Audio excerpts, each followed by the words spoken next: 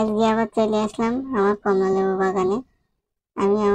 আমি আর আমার বন্ধু চলে আসলাম কমলালেবু পাড়তে। অল্প করে পারবো আজকে, বেশি পারবো না, কারণ আজকে আর বিক্রির জন্য না, আপনাদের নতুন একটা রেসিপি দেখাবো। সেই জন্য আমি অল্প করে কমলালেবু আজকে পারবো। কমলালেবু দেখেন সুন্দর গাছে হয়েছে। কমলালেবু আপাতত পাড়া শেষ। এবার আমরা বাড়ির দিকে যাব, গিয়ে এবার আপনাদের এই রেসিপিটা দেখাবো। একদম পুরো এ টু জেড ভিডিওটা না টেনে আমাদের দেখতে থাকেন কিভাবে রেসিপিটা বানাই।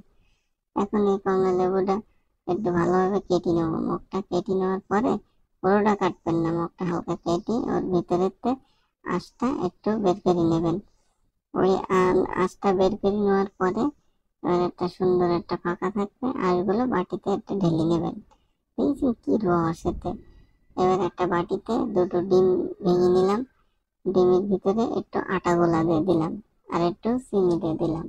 ওটা ভালোভাবে নাড়ার পরে নেড়িতে এবার ওই কমলা লেবু, যে ফাঁকা কমলা লেবু, ওর ভিতরে দিয়ে দেবো। দিয়ে আবার মুখটা সুন্দর করে ঢেকে দিয়ে এবার চুলোর ভিতরে দিয়ে দিলাম।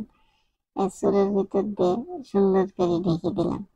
দেওয়ার পর মনে হয়ে গেছে, এই দেখেন হয়ে গেছে সুন্দর। এটা দেখতে অনেক ভাই, আর বাতাস দিস নেই, বাতাস অনেক বেশি।